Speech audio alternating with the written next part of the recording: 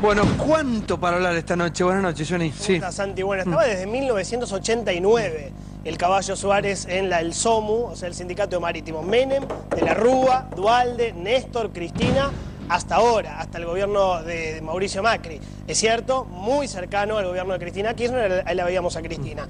Asociación ilícita, extorsión, administración fraudulenta del gremio. O sea, vació su propio gremio creando empresas fantasmas, pantallas con sus propios familiares. Inventó 16 empresas, algunas suyas, otras con familiares, una con una hijastra, otro con un yerno. Creó todos en el mismo domicilio, un poco descuidado para ser tan corrupto. Esas empresas le cobraban al gremio por servicios que no terminaban haciendo y así se quedó con más de 100 millones de pesos. Un solo ejemplo, los cursos de inglés. Debido a empieza a importar los buques gasíferos de Rusia, de Qatar, de varios lugares, entonces lo que dice este señor es, bueno, los empleados marítimos tienen que saber inglés para poder comunicarse. Entonces los cursos los pagaban las empresas navieras, pero la empresa San Jorge Marítima nunca se lo giró al SOMU y de esta manera se quedó Suárez sin hacer ningún curso de inglés para sus empleados, con 5 millones de dólares. Según la interventora del SOMU, Gladys González, Suárez se compró campos con la propia plata del sindicato. 3 campos en Puerto Madryn, todos con vista al océano, con vista al mar. Había que atravesar 60 kilómetros de ripio, no fue ningún empleado del SOMU. Lo que pasa es que nunca figuraba en la oferta turística, viste, en la cartilla, en lo que sea. Entonces eran 3 campos que le quedaron para él, para el Caballo Suárez, una persona que acumuló, insisto, más de 100 millones de pesos en desvío de fondos. Guayaro, buenas noches. ¿Qué tal? ¿Cómo estás, Santiago? ¿Qué significa para el sindicalismo esto? La verdad, esto no es algo nuevo. Nosotros estuvimos apoyando desde lo sindical, primero me voy a referir a la lista que tenía parte de los que denunciaron todas estas maniobras de fraude, de coima, y la verdad que no tengo para decir otra cosa que es la peor expresión del sindicalismo. Nunca ganó una elección. O sea, lo ratificaron después en elecciones dudosas, no pudo participar esta lista que nosotros apoyamos. Esto es producto de la falta de democracia sindical. Esto es un ejemplo de la falta de democracia sindical. Por eso digo, los que de alguna manera conocemos el sistema desde adentro, sabemos que lo que hace falta en el sindicalismo es una ley, un régimen electoral sindical que permita la participación de los trabajadores, porque si los trabajadores pueden participar en una organización sindical, los trabajadores, después hay una cuestión que yo la escuchaba recién a la señorita, cuando decía que... A la doctora Borsín. Perdón. Con respecto a los fondos públicos, eso es otra discusión que me parece que es bastante profunda, que hay que dar, hay que ver modelos sindicales en el mundo, pero me parece que acá, puntualmente en la Argentina, lo que falta es un régimen electoral sindical. Que ni siquiera tenemos que circunscribir la discusión a la limitación del mandato, que también hay que darla. Hay que hablar de que los trabajadores tienen que participar directamente. Un sindicato, unión o asociación de primer grado no puede tener elección indirecta, porque eso lleva a los casos como el Caballo Suárez, como otros dirigentes sindicales. Ahora, pero ¿hay sindicalistas millonarios y trabajadores pobres? Sí, por supuesto. Bueno, estos son los ejemplos que estamos viendo. La verdad que eso es una cuestión que en realidad daña a todo el sindicalismo, porque nadie, la gente escucha a un dirigente sindical preso, lo mismo pasa con los políticos. Digo, cuando hay un político preso, le pega a toda la política. Por eso, más allá de que yo creo que esto es un acto de justicia, por las coimas, yo acá tengo Luis Clemente, Alejandro Giorgi y Rubén Moreira, son los que quisieron presentar una lista, son los que denunciaron las coimas que después se utilizaron como fundamento para la intervención del sindicato y estos trabajadores gremialistas fueron expulsados, no pudieron participar de la ley. A ver, ¿cuál es el negocio de este hombre? Hay varias cosas. Primero tenés la creación de empresas para cobrarle servicios al gremio que no se hacían nunca. Por ejemplo, los cursos de inglés que yo recién te decía, se inventaban, vamos a hacer un curso de inglés. Bueno, no se hacía el curso de inglés y esa plata se la facturaba al gremio y terminaba en manos de este señor. Después tenés posible lavado de dinero a través de hoteles. Hay un hotel Belinda en Corrientes. Entren a la página del gobierno de Corrientes. Yo hoy entré y figuraba con 24 plazas. Pero el SOMU emite facturas por 40 plazas. O sea que lo que hace el hotel básicamente es lavar dinero, un OTESUR a pequeña escala. Sí.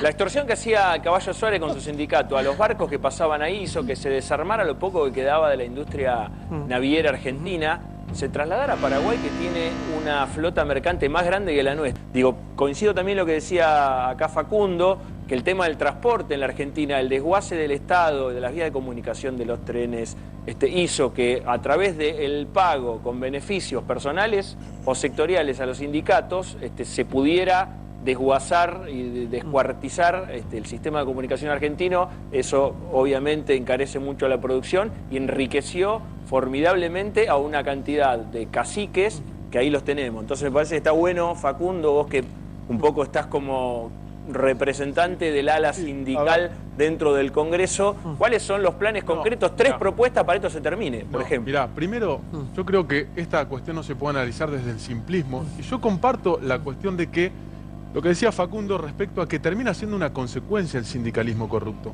Primero, yo no me voy a hacer cargo de la defensa de ningún sindicalismo en particular. No me voy a hacer cargo. Está claro, perfecto. No me voy a hacer cargo, digo, porque yo me defiendo yo y cada sindicalista tendrá con la justicia que determinar. Digo, y esto hasta mi padre. Yo lo que digo es simplemente que hay una diferencia. Porque me parece que tampoco se puede tomar, no son con todo respeto te lo decía Pablo, no se puede meter a todos en la misma bolsa. No es lo mismo Moyano que el Caballo Suárez. Eso sí te lo puedo decir desde una visión sindical. Por otra parte, yo creo que el problema, y que ni siquiera es una cuestión de perpetuidad, es una cuestión de democracia sindical, que es el principal aspecto de la libertad sindical. No queremos un modelo chileno, no queremos un modelo colombiano de liberalización. Queremos el modelo sindical argentino, pero con democracia.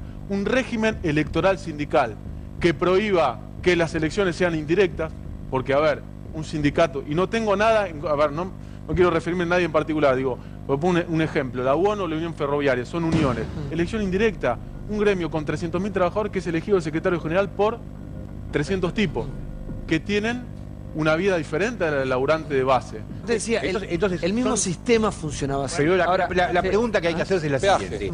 Semejante corrupción, con semejante costo que es claramente visible, como digo siempre, desde la luna. No es que tenés que ser un genio para darte cuenta que eso pasa. ¿Cómo puede ser que en 12 años de un gobierno progresista, nacional y popular, eso no se haya detenido? ¿Cómo puede ser que antes de eso, en el gobierno de la Alianza, tampoco se haya... A ver, ¿cómo pudo ser? Sí. ¿Cómo? Bueno, primero por esto, entre otras cosas, ¿no? Acá están los autos que le daban a Carlos Kunkel, a Fioramonti, la esposa de Kunkel. ¿Quién le daba autos? El SOMU. Acá también, SOMU, acá abajo dice SOMU, Sindicato de Obreros Marítimos Unidos. ¿A título de qué? A título de que se lo prestaban para manejar, un Passat, una 4x4 Renault Kong o algo así. Acá lo tenés, Kunkel Carlos Miguel, Fioramonti Cristina Beatriz, acá está la chapa, LZW034. ¿Sí? Esta era una de las formas.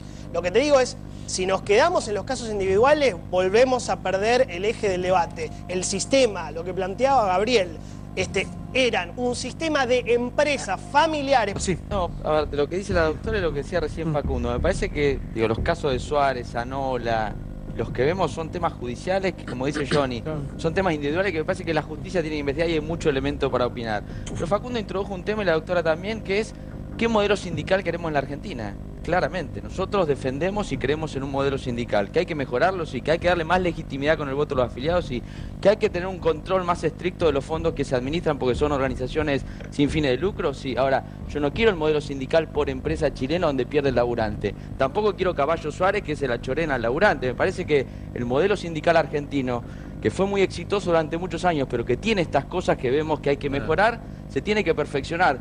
No quisiera, y en esto digo, tiro algo, que aprovechemos esta discusión para descalificar a todo el mundo gremial y para introducir la pauperización de la representación de los trabajadores. Creo que hay que, un posible paro, creo que venimos en la relación de Mauricio Macri en este momento con gran parte del sindicalismo. A ver, hay diálogo, existe el diálogo, lo que falta son las respuestas. Lamentablemente, esto nos lleva a tener una posición más dura respecto a la defensa de los intereses de los trabajadores, que no solamente, a ver, nos limitamos a defender a los trabajadores que están sindicalmente representados, sino al conjunto de los trabajadores. A ver, hay un universo de un 40% o casi un 40% de trabajadores que están en la economía informal. A ver, no tenemos herramientas formales para defender a esos trabajadores, pero sí podemos subjetivamente plantarnos en una posición de decir, estos son los que más necesitan que los defiendan, y en realidad es el Estado el que los tendría que defender. Antes el kirchnerismo, que no creó las herramientas necesarias y no utilizó las que ya estaban creadas, porque el Ministerio de Trabajo es el que tiene poder de policía de trabajo para sancionar al tipo que tiene al trabajador en negro. No como quiere hacer ahora el macrismo, que con la ley de primer empleo, condonarle la deuda, los tipos que tuvieron los trabajadores en negro, que evadieron al fisco, que atentaron contra la seguridad social y que les permiten con esto fomentar, o mejor dicho, profundizar los retiros voluntarios que se están dando en la mayoría de las empresas, que terminan perjudicando por la política económica de importaciones. Digo, esto me parece que son los temas necesarios a discutir. Después me parece que también está bárbaro discutir, pero no podemos entrar partiendo del prejuicio de la demonización de los sindicalistas, porque si no se acaba la discusión. Facundo, ¿cómo está tu relación con Sergio Massa? Bien, bien, tengo buena relación. Por supuesto, hay diferencias que yo creo que nutren inclusive al espacio respecto a posicionamientos políticos. Yo el otro día hice públicas algunas diferencias que justamente se dieron a partir de esta presentación que hizo el Gobierno Nacional del proyecto de primer empleo. Me parece que es un proyecto que encierra una concepción liberal, es algo que ya se hizo en los 90, en el 93, se hizo en el 95, se generalizó en el 95 porque eran para actividades concretas, después se hizo en el 98, 99, después lo hizo el kirchnerismo en el 2014. No evitó nada, a ver, no hubieron más jóvenes trabajando, como dije antes, esto es algo que profundiza un proceso de deterioro de los puestos de trabajo que se está dando, de despidos que se está dando, de retiros voluntarios, que ese es el disfraz, en realidad son despidos que se están dando en diferentes actividades. Lo charlamos con el diputado Forlán, en la Peugeot del 2014 hasta hoy, 1.500 retiros voluntarios, con la ley del kirchnerismo, que le bajaba contribuciones patronales a las empresas. Entonces digo, sancionamos la ley PYME, la ley de autopartes, o sea, ¿eso modificó algo? Creo que el fondo de la cuestión, y por eso yo creo que como espacio político y también como movimiento obrero, como movimiento sindical, tenemos que marcar posturas políticas, no vamos a cambiar la política económica con una ley. Y los diputados y el movimiento obrero no inciden directamente en la planificación económica del país. Esta es la política que lleva adelante Mauricio Macri, que va en detrimento de los trabajadores. Pero, a ver, los datos lo dicen, no lo invento yo, lo dice la UCA, lo dice el INDEC, lo dicen cualquier consultora privada y lo dicen los datos del Ministerio de Producción, que remarcan inclusive el desconocimiento que tiene el presidente de la Nación con respecto a las importaciones, que dice que era el 2 o el 3%, 13, 14%, en los últimos 15 años el nivel más alto, ¿no? Entonces digo, acá hay que, creo yo, dar una discusión hacia la oposición, o sea, de adentro hacia afuera y también hacia adentro. ¿Qué posicionamiento político vamos a tener? Y esto es una autocrítica. Yo digo, como oposición constructiva, que lo somos, votamos, acompañamos. Ahora, de los 12 proyectos que, y esto por ahí es algo que dimos la discusión hacia adentro, 12 proyectos que mandó el Ejecutivo, votamos todos a favor. Entonces yo digo, no está mal acompañar las cosas que están bien, pero también está bien marcar una posición política. Pero te sigue representando más hasta el día del Claro, estoy dentro del espacio del Frente Renovador, pero creo que es una discusión que hay que dar, inclusive de cara al peronismo, como para mostrarnos también como algo, digo, no un peronismo anticuado que recoge, a ver, banderas que ya no tienen sentido, digo, sí, los principios del peronismo, pero con una mirada hacia adelante, mostrándonos como, con una propuesta superadora, digo. O sea, podemos acompañar, podemos modificar ciertas leyes, pero podemos también mostrar que tenemos leyes mejores. Sos muy pibe, ¿cuántos años tenés? 31. ¿Y soñás con ser presidente algún día o no? No, no. Dígalo, nadie se anima a decirlo acá. Santiago. Pará, por favor. ¿Soñás?